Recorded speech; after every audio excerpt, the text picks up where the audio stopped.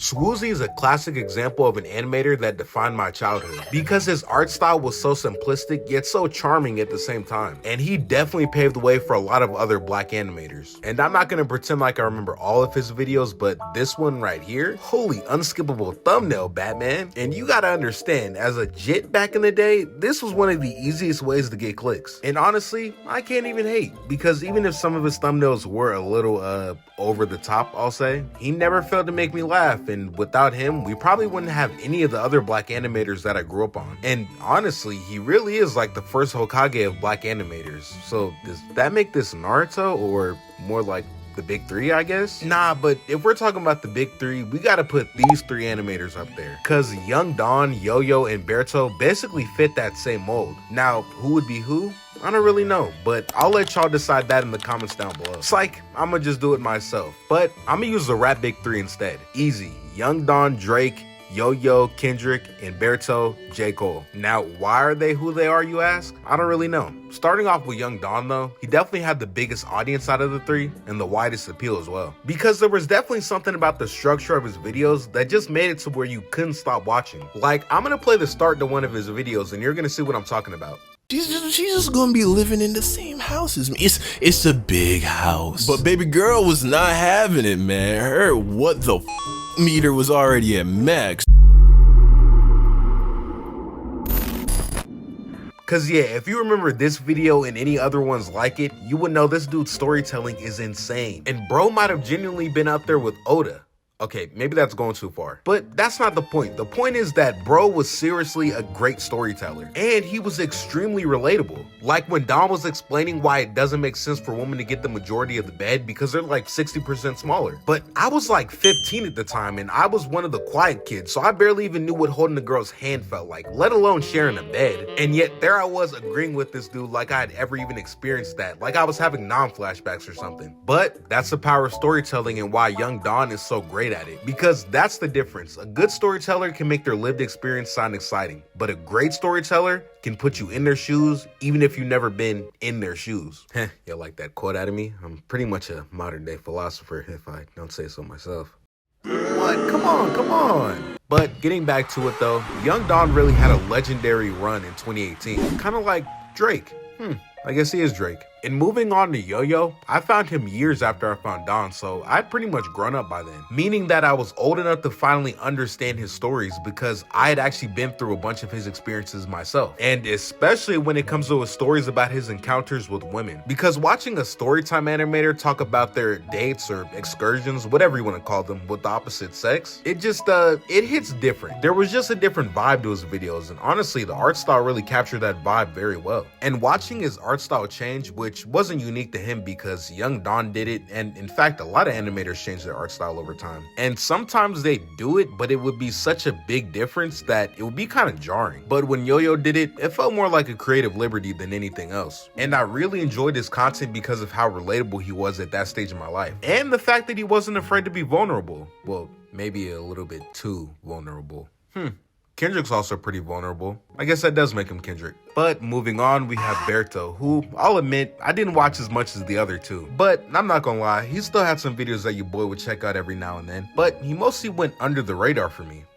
Kind of like J. Cole. Oh, okay, we're done with the big three reference. But giving Berto some credit though, I definitely think he had the cleanest art style out of all three of them once he finally developed it. Which seems to be like the rite of passage for pretty much all animation YouTubers. Because they'll start off with a pretty like basic or pretty mid art style, and then they'll hit their peak. It'll be fire for like literally years on end. And once they get big enough, say they hit like 1 million subscribers or something like that, their art style will completely change. Because of course, with that much success, you have to have a team behind you. And then they'll just mass produce a bunch of videos that just don't hit the same, just losing the plot. And either this happens to your channel or you just never upload again. You really don't have another choice as an animator. Alright, I'm obviously joking because there's still a lot of black animators in this space that are still doing their thing to this day. But still, it did remind me of this video called Dear Animators, We've Lost the Plot from this guy called Toon60, I guess? But I felt like I couldn't make this video without bringing that one up, because in that video he goes over a lot of the issues in the animation community, and then he brings up a lot of points that I actually agree with, like how many animators draw on a big audience on their first video and then it pretty much goes downhill from there. But ultimately it's a very good video and you should check it out because it gives a lot of praise to the animation community. But as it relates to my video, I wanted to bring up this comment right here, because if you're watching my video right now, I feel like you've seen this one as well,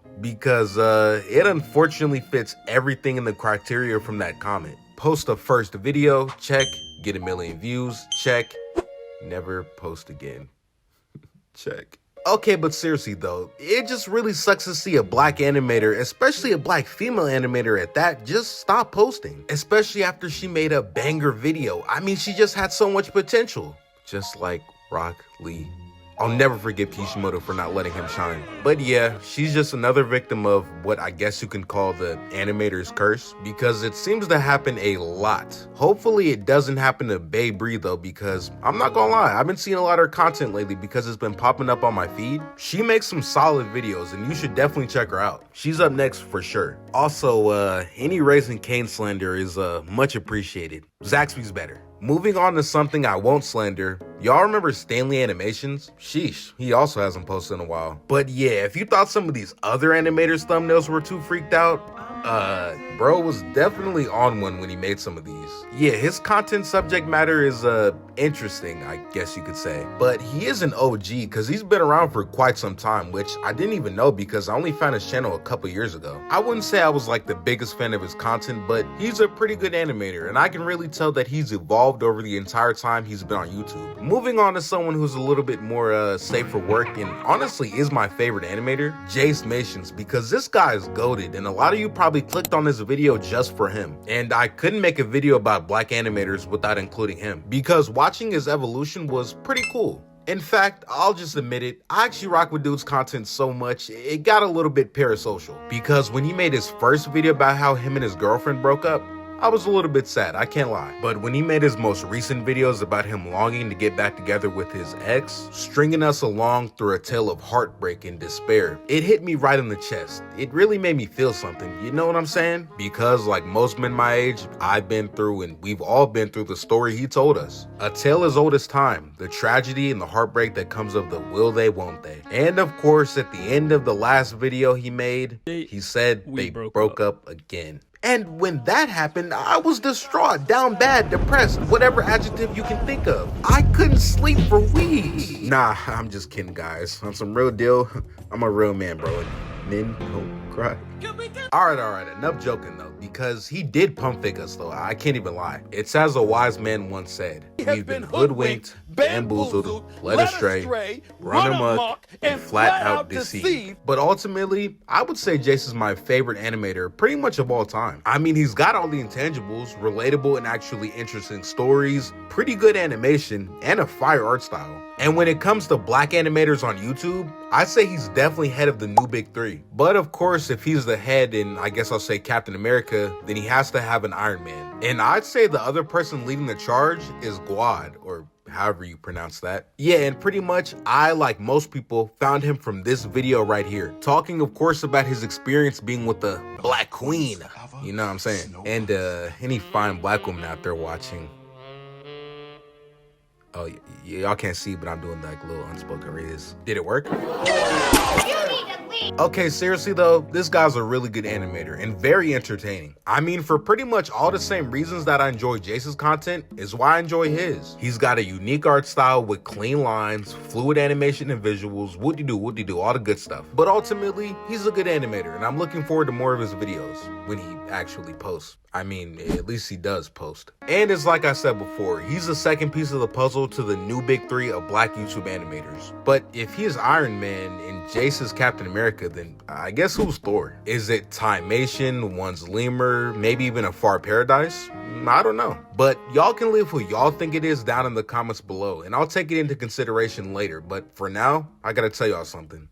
Just gotta say I'm extremely thankful to anyone who watches, comments, shares, likes on any one of my videos. And especially if you stayed all the way to the end to listen to this message, you're pretty cool. And I hope the Lord blesses you. And ultimately, I'm really grateful to any one of these people who made these animations because they've been inspiring me since I was a little kid, and even to this day, they still do so. Because I always did want to make an animation channel, but I live a pretty boring life, so it wouldn't make for much of a good story time channel. Not that there's anything wrong with being boring, because I prefer to keep it that way. I'll happily stay inside with my Bible and just live vicariously through these animators. And one final thing, if you stayed here this long, I know you got to be a loyal supporter by this point, so put it down in the comments below what y'all want to see, what topics, what YouTubers y'all want to see me talk about, you know, whatever it might be. Next video should be about anime, and peace.